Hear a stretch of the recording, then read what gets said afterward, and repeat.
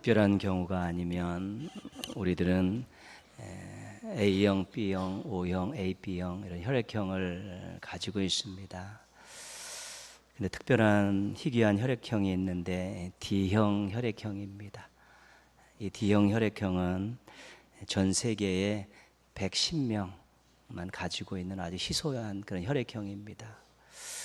그 영국의 그 수혈센터에 한 명의 여성이 등록되어 있습니다.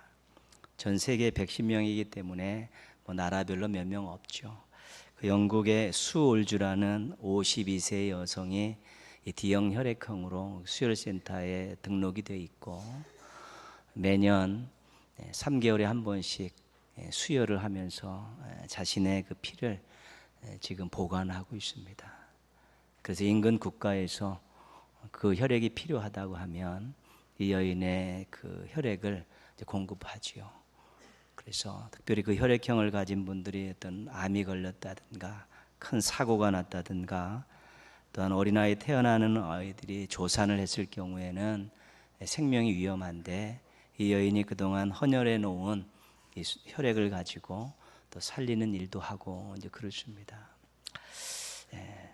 귀찮은 일이고 또 힘든 일이고 그렇지요. 근데 이 여인이 이런 말을 합니다. 특정 국가를 여행하고 나면 일정 기간 동안 헌혈을 할 수 없습니다. 그래서 나는 가능하면 지역과 가정을 떠나지 않으려고 합니다. 3개월에 한 번 헌혈하는 것 어렵지 않습니다. 사람들이 나를 통해 큰 도움을 받을 수 있다는 것을 알기 때문입니다. 그래서 어떤 좀 여행을 좀 하면 장거리 여행을 하면 헌혈을 할 수 없다는 거죠. 몸 상태가 안 좋으니까 또 자신이 무리하게 되면 3개월에 한 번 하는 헌혈의 기회를 놓치게 된다는 것이죠. 자신은 장거리 여행도 안 가고 될 수 있으면 또 힘든 일도 안 하면서 가정과 지역 중심으로 그렇게 살고 있다는 것입니다. 그리고 1년에 3번 매년 빼지지 않고 4번 이렇게 헌혈을 하는 것 또 귀찮고 또 자신의 몸에도 또 이상이 생기지 않을까 걱정이 되지만 자신은 전혀 그렇지 않다는 것입니다. 누군가에게 도움이 되고 누군가를 살릴 수 있다라는 그런 생각을 가지고 있죠. 그래서 내 피는 귀하다. 그리고 내 피가 다른 사람을 살리고 도움을 줄 수 있다.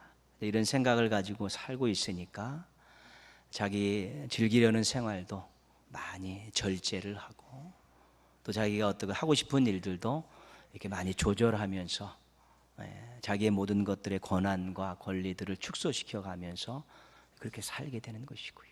매년 가서 3개월에 한 번씩 헌혈을 하면서 그런 일들을 즐겁게 감당하고 있다는 것이죠. 이 생각의 힘을 느끼게 하는 그런 실화입니다. 내 피는 귀하다. 이것이 다른 사람을 살리고 다른 사람에게 도움을 줄 수 있다는 생각을 가지니까 그런 또 확신이 드니까 자기 자신을 절제하고 또 자기 자신을 다른 사람을 위해서 삶을 포기하는 또 어렵고 힘든 일들을 마다하지 않는 이러한 아름다운 삶의 모습을 나오게 되는 것입니다. 그래서 어떤 생각을 갖고 있느냐에 따라서 정말 긍정적인 영향들을 끼치기도 하고 또 어떤 생각을 갖고 있느냐에 따라서 또 부정적인 영향을 끼치기도 하는 것입니다. 이 생각은 그렇게 힘이 있는 것이고요. 그 생각을 통해서 엄청난 일들이 일어난다는 것을 우리가 알게 되는 것입니다. 요즘 여러분들은 무슨 생각을 주로 하십니까? 여러분들의 인생을 어떤 생각들이 지배하고 있습니까? 자주 떠오르고 또 그 생각에 맞추어서 살려는 그런 것들이 무엇냐는 것이지요. 그래서 나에게 있어서 내 인생을 이끌어가는 생각이 이런 것이고 요즘 나에게 자주 떠오르는 생각들이 이런 것인데 이것이 과연 긍정적인 힘을 발휘할 것인가 부정적인 힘을 발휘할 것인가를 한 번쯤 생각해 보고 어떤 생각을 갖고 살고 어떤 생각이 인생을 지배하고 있는가를 돌아보는 그런 계기는 굉장히 중요한 것입니다. 인격적으로도 그렇고 신앙적으로도 그런 것입니다. 예레미야 선지자는 눈물의 선지자다 그런 별명을 가지고 있습니다. 나라가 망할 때, 또 나라가 망한 후에 그 모든 과정들을 다 지켜본 사람입니다. 나라가 멸망할 때 그 즈음에 얼마나 안 좋은 일들이 많이 일어납니까? 또 나라가 멸망할 때 얼마나 비참한 일들이 일어나고, 나라가 망한 후에 이 모든 것들을 잃어버린 백성들의 삶이 얼마나 공고합니까? 그런 것들을 눈으로 다 보았고, 그래서 애통해하고 또 기도하고 또 그들에게 눈물로 호소하는 그러한 사명을 감당했기 때문에 예레미야는 눈에 눈물이 마를 날이 없었던 것입니다. 그리고 예레미야가 전했던 이 예언의 중요한 내용은 간단합니다. 바벨론에게 항복하라. 이것이 하나님께서 예레미야에게 주신 말씀입니다. 그 예레미야는 너희들 다른 나라 의지하지 말고 항복해라. 하나님의 심판이다. 그렇게 예언을 하는데, 지도자들과 국민들의 입장에서는 매국적인 언사 아니겠습니까? 매국노다 그러면서 거의 예언 활동을 시작하고 예레미야는 거의 다 감옥 생활입니다.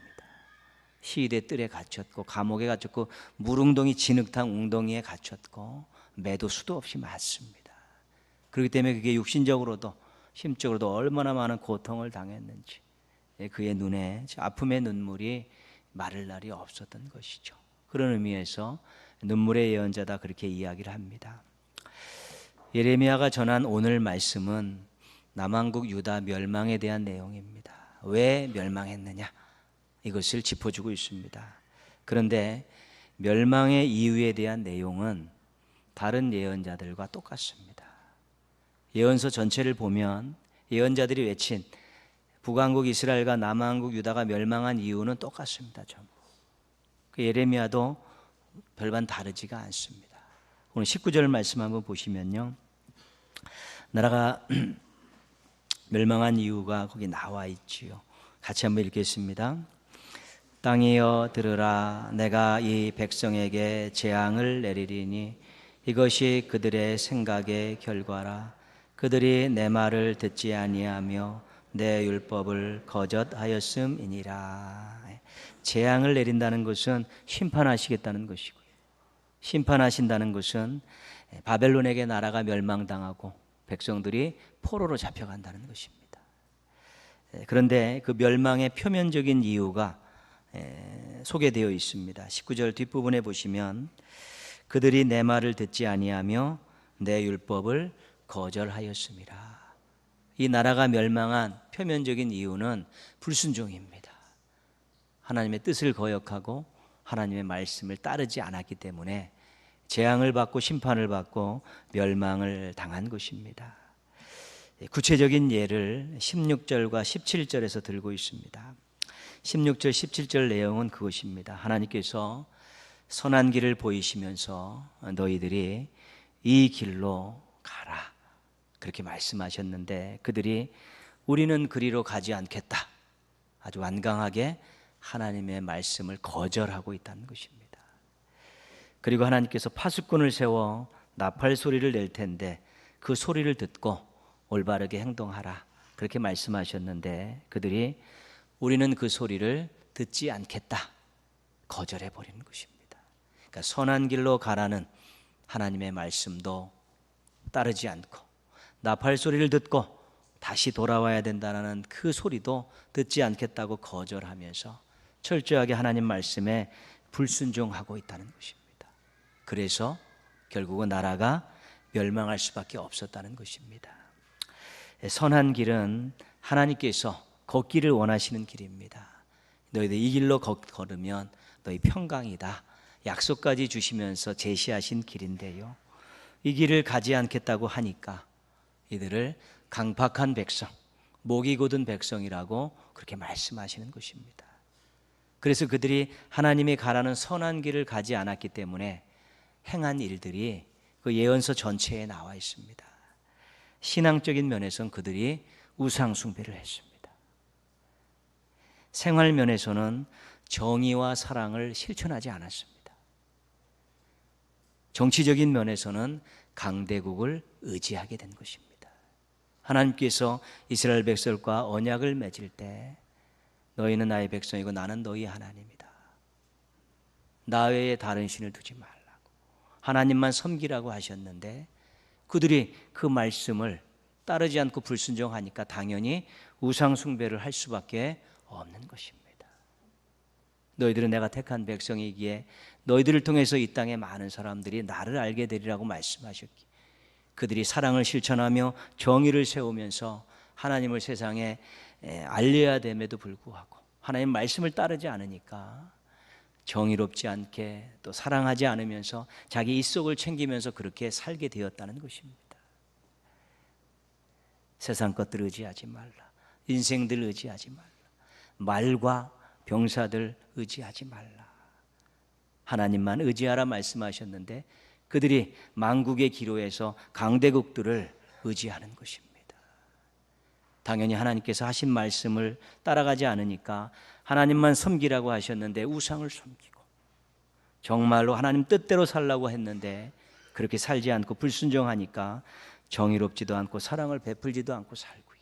하나님만 의지하고 살라 하셨는데 불순종하니까 강대국들을 의지하면서 나라의 안전을 도모했다는 것입니다.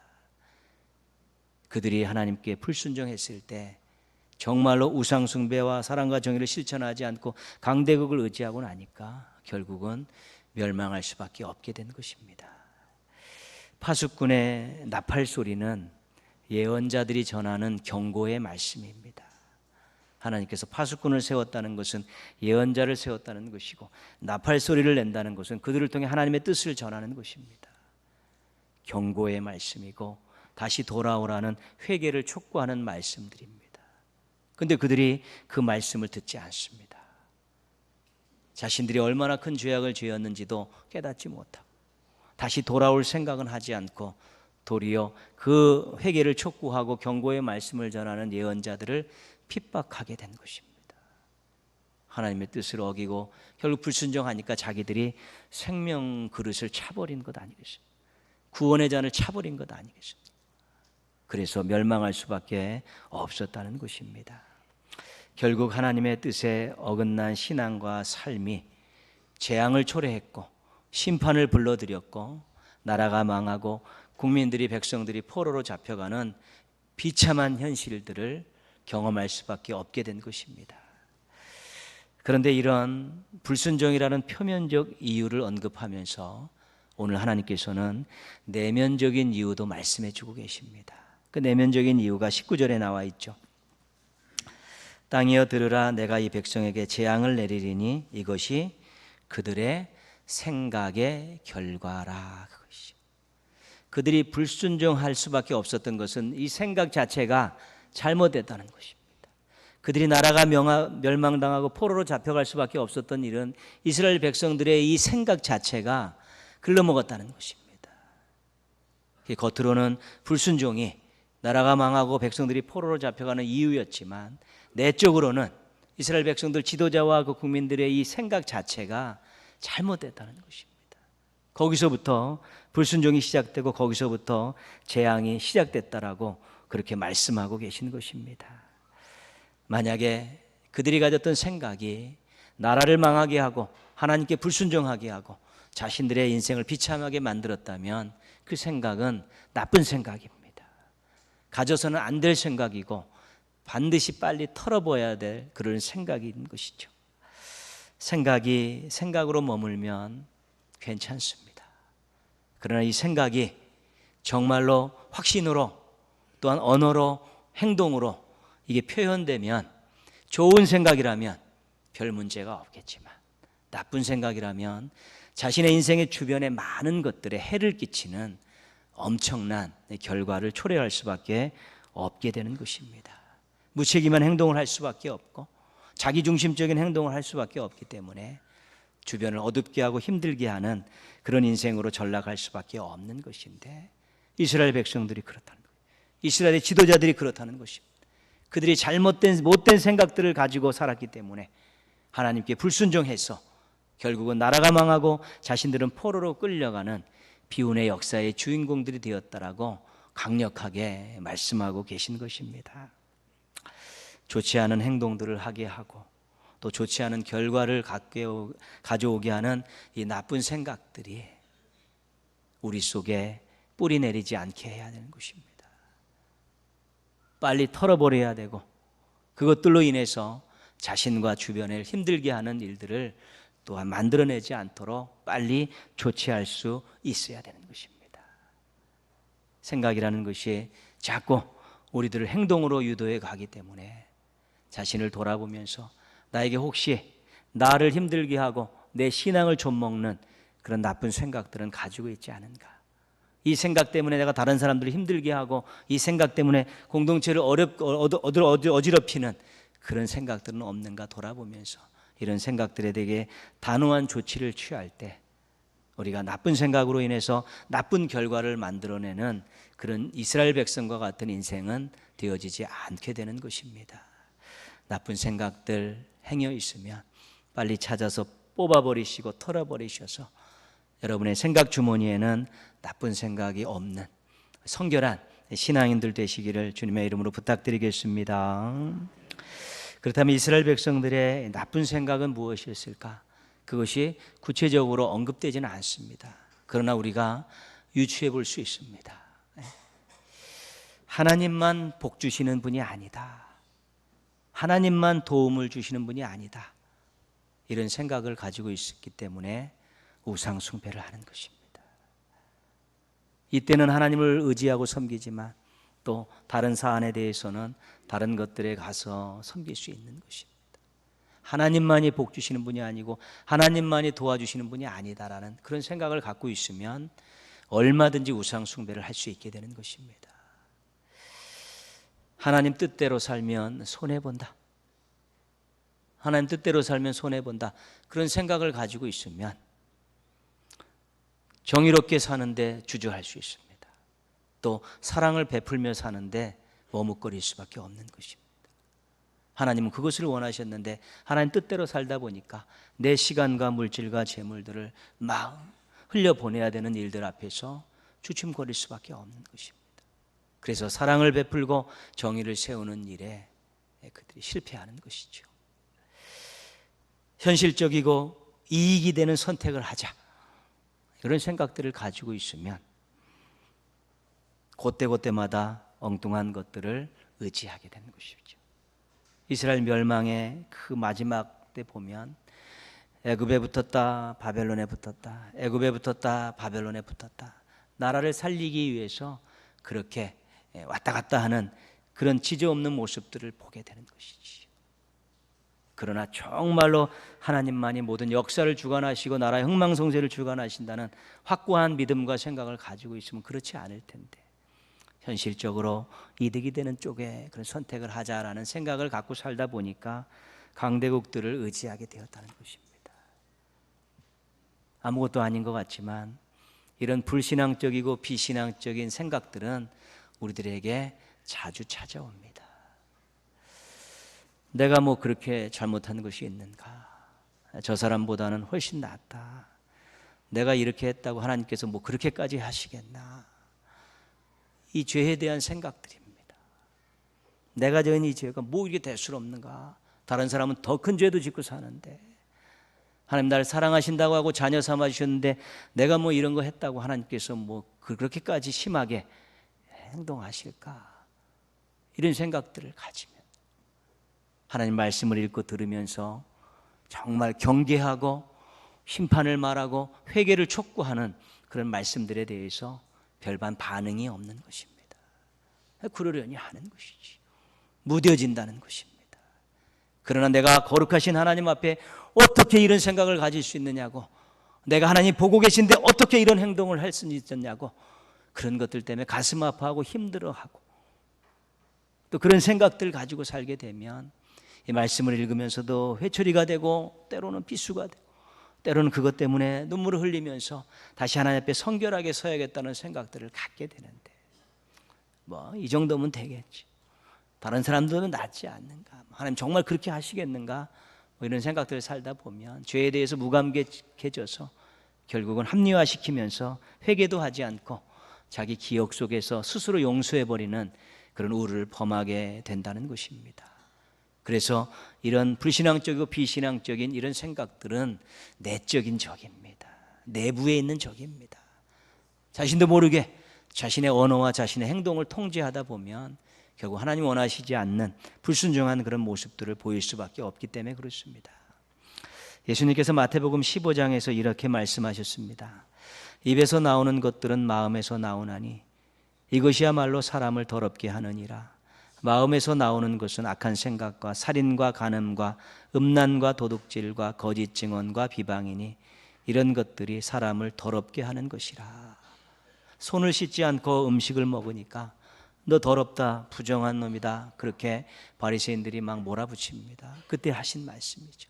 손 안 씻고 그 음식 먹은 것이 사람을 더럽히는 것이 아니다. 그 마음에서 나오는 것이 더럽히는 것이다. 그러니까 살인과 간음과 음란과 도둑질과 거짓증과 비방은 입술을 통해서 이미 행동을 통해 다 저지러진 일입니다. 그런데 그것의 뿌리가 어디냐면 마음이라는 것입니다.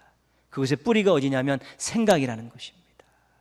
그 생각에서, 잘못된 생각에서, 못된 마음에서 이렇게 안 좋은 것들이 나와서 사람을 더럽히는 것이지, 손 안 씻고 음식 먹은 그것이 사람을 더럽히는 것은 아니다. 예수님도 마음을 중요하게 여기시고 생각을 중요하게 여기시며 거기를 잘 다스려야지만이 좋은 행동들을 나올 수 있고, 거기를 잘못 다스리면 정말 하나님께서 싫어하시는 그런 악한 행동들이 나올 수밖에 없다라고 경고하신 것이죠. 그래서 내적 성결이 중요한 이유입니다. 바리새인들을 책망하실 때 사용하셨던 비유가 그릇 아닙니까? 그릇. 겉은 깨끗한데 속은 지저분하다는 것입니다. 사람들이 보는 곳에서는, 보이는 데는 잘 치장을 했지만 사람들이 볼 수 없는 이 속은 더러운 것들로 가득 채워놓고 나쁜 생각들로 가득 채워놓은 그런 사람들이 바로 바리새인들이었다라고 예수님께서 책망하신 것이지. 예수님께서 무엇을 보신다는 겁니까? 중심을 보시고 마음을 보시고 생각을 보시니까 내적 성결을 잘 유지할 수 있어야 된다라고 그렇게 말씀하고 계신 것입니다. 생각은 찾아들기 때문에 상대하기가 어려운 것입니다. 우리 의지와 상관없이 찾아들기 때문에 힘든 것입니다. 어떤 것을 보고 어떤 것을 들으며 어떤 것을 경험하는 가운데 또 무엇을 배우는 가운데 우리에게 찾아드는 이 생각들은 굉장히 자주 매일 빈번하게 찾아들고 있죠. 물론 어떤 것들은 왔다가 자신도 모르게 사라지는 것도 있지만 어떤 생각들은 뿌리를 내리고 또아리를 트는 생각들도 있는 것입니다. 근데 이 정착된 생각들이 좋은 생각들이라면 좋은 결과를 낼 수 있지만 인생에 나쁜 생각들이었다면 나쁜 결과를 낼 수밖에 없지 않겠습니까? 그래서 우리가 내적으로 우리의 생각들을, 좋은 생각들이 정착되도록 나쁜 생각들이 빨리 사라지도록 해야 되는 그런 일들을 우리가 주의 깊게 해야 되는 것이지요. 보고 듣는 것이 굉장히 중요합니다. 무엇을 보고 무엇을 듣느냐에 따라서 이 생각 주머니에 차지는 내용물들이 달라지기 때문에 그렇습니다. 우리가 임신하신 분들이 좋은 거 보고 좋은 거 듣고 좋은 거 먹으라고 그렇게 어른들이 권면하듯이 그런 거 보고 듣고 먹다 보면 생각 자체가 선해지는 것이거든요. 그것이 아이에게 좋은 영향이 있다는 것이지요. 뭐 경험에서 나온 그런 것 아니겠습니까? 신앙도 마찬가지고 우리 생각도 마찬가지죠. 좋은 것 보고 좋은 것 듣고 좋은 거 경험하면 긍정적인 생각들이 우리 생각 주머니를 채우지만 좋지 않은 것 보고 나쁜 것들 보면 부정적인 것들이 우리의 생각 주머니를 채우게 되는데 거기서 뿌리를 내리고 또아리를 틀었을 때 그것이 그 생각의 결과가 우리가 상상할 수 없는 것들이 나올 수밖에 없죠. 그래서 조심해야 되는 것입니다. 나쁜 생각들이 깃들지 않도록 좋은 것 보고 듣고 경험하고 배우기에 힘써야 되고요. 특별히 말씀으로 자신을 늘 채워가는 그런 경건 생활에 충분한 시간들을 할애할 수 있어야 되는 것입니다. 우리가 그렇게 노력하는 가운데 하나님 앞에 기도하면서 하나님 제 생각 주머니에 긍정적인 생각들이 차게 해주시고 부정적인 생각들은 물러가게 하여 주옵소서. 제가 읽고 보고 듣고 묵상하고 공부하는 말씀들이 제 생각 주머니를 다 채우게 하여 주셔서 정말로 긍정적인 생각을 가지고 좋은 영향력을 끼치는 삶을 살게 해달라고 우리가 간절히 믿음으로 기도하게 된다면 나쁜 생각들을 극복하고 좋은 생각들을 가지고 살아가는 또 좋은 인생의 결과들을 맛볼 수 있는 신앙인들이 되어질 수 있게 되는 것입니다. 기도와 더불어 노력하게 될 때 생각 주머니가 건강한 생각 주머니가 될 수 있는 것입니다. 보고 듣고 배우고 경험하는 것, 또 하나님 말씀으로 충분히 흠뻑 젖는 것, 또 하나님께 간절히 기도하는 것, 우리 열심을 내셔서 여러분의 생각 주머니에 긍정적인 생각들이 넘쳐나기를 주님의 이름으로 축원합니다. 아멘. 다윗의 평생 간직하고 살았던 생각은 뭐냐면 성전과 예배입니다. 다윗은 그렇습니다. 성전을 지어드리려는 그런 마음들, 그 시편의 많은 내용들이 다 다윗이 쓴 거 아니겠습니까? 함께 예배하는 거잖아요. 그러니까 성전과 예배, 이것이 다윗의 생각을 가득 메우고 있었습니다. 그래서 그는 신앙의 명문 가문을 하나님께 선물 받은 것입니다. 바울은 복음입니다. 복음만 생각합니다. 어떻게 하면 십자가를 전할 수 있을까? 어떻게 하면 만나는 사람들에게 구원의 길을 안내할 수 있을까? 복음 생각하고 살죠. 복음 생각하고 사니까 그가 많은 교회를 세우고 많은 사람들을 구원하는 쓰임받는 일꾼들로서, 후대에 본받을 만한 위대한 복음의 일꾼으로서 그가 우뚝 설 수 있게 됐다는 것입니다. 요셉의 형들이 그 어린 동생이 아버지께 편애받는 걸 보면서 시기하는 마음이 들어요. 그 시기하는 마음, 그 미워하는 그런 생각들을 가지고 살고 그걸 떨쳐버리지 못하니까 결국은 그 어린 동생을 죽이려고 하다가 나중에는 팔아먹게 되는 것 아니겠습니까? 가룟 유다가 물질을 생각하며 그 지배적인 생각을 갖고 살다가 결국 스승인 예수님을 배반하는 일에 이르는 것이지요. 어떤 생각을 갖고 사느냐에 따라서 엄청난 결과가 나타나는 것입니다. 100년 전 3월 1일 우리 천안 아운의 장터에 수많은 사람들이 모여서 대한독립 만세를 외쳤습니다. 만세 운동이죠. 근데 이 만세 운동이 있기까지 이 외침을 위해서 한 소녀가 주야로 열심을 내면서 뒤에서 도왔습니다. 이 운동에 동참했다는 이유로 서대문 형무소에 수감이 됐죠. 모진 고문을 당했지만 독립의지를 꺾지 않았고 결국은 9월 28일 고문 후유증으로 세상을 떠나게 됩니다. 이때 이 소녀의 나이가 17살이었고 이 소녀가 바로 유관순 열사입니다. 17세의 그 소녀의 이 생각 속에 이 나라가 독립을 해야겠다는 그런 생각을 갖고 살다가 만세운동에 참여하고 고문을 받으면서도 독립의지를 꺾지 않았죠. 물론 이런 생각 때문에 17세의 나이에 죽임을 당했지만 이 소녀는 이 나라의 애국혼을 살리는 엄청난 일을 하게 되었다는 것입니다. 어려서부터 어떤 생각을 가지고 크느냐 중요한 것이고요. 신앙인들이 어떤 생각을 가지고 신앙과 삶을 경영해 가느냐가 중요한 것입니다. 하나님을 위해서 어떤 생각들을 가지고 살고 있는가? 이 조국 대한민국을 위해서 어떤 생각들을 가지고 작은 행동들을 하고 있는가? 속해 있는 이 신앙 공동체인 교회를 위해서 어떤 생각을 가지고 기도하고 있는가?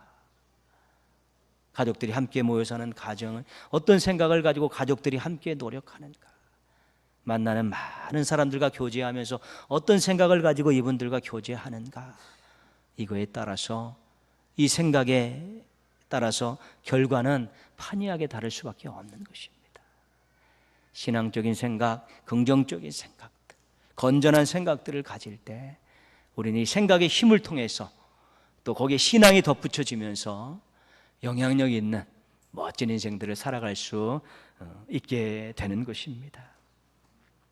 하나님의 뜻으로 채워진 생각들, 사람들을 살리고 사람들을 도와주겠다는 그런 생각들이 우리의 생각 주머니에 차고 넘쳐야만이 우리가 이 땅에서 정말 하나님의 이름을 높이고 하나님의 뜻을 받들어 살아갈 수 있게 되는 것입니다. 누구나 다 생각 주머니를 가지고 있지 않습니까? 긍정적이고 건전한 생각들 채우기에 애쓰고 수고하십시오. 더불어서 하나님의 뜻이 차 있고 사람을 살리고 사람을 도우려는 그런 생각들이 가득 차게 될 때 정말 살맛 나는 인생 살고 사람들에게 살맛 나는 인생을 선물할 수 있게 되는 것입니다. 그것이 우리가 하나님 앞에 섰을 때 부끄럽지 않게 하나님 앞에 자신을 내놓을 수 있는 유일한 것입니다. 모쪼록 많은 사람들이 헛된 생각을 가지고 나쁜 생각을 가지고 이 세상에서 주인 노릇을 하고 살고 있지만 우리 신앙인 한 명 한 명이 건전하고 건강한 생각, 하나님의 뜻과 사람을 살리고 사람을 도우려는 그런 생각들을 잘 유지하시고 장착하셔서 더 세상을 아름답게 변화시키고 하나님의 위대하심을 만국에 선포하며 살아가는 우리 멋진 신앙인들 되시기를 주님의 이름으로 축원합니다. 아멘.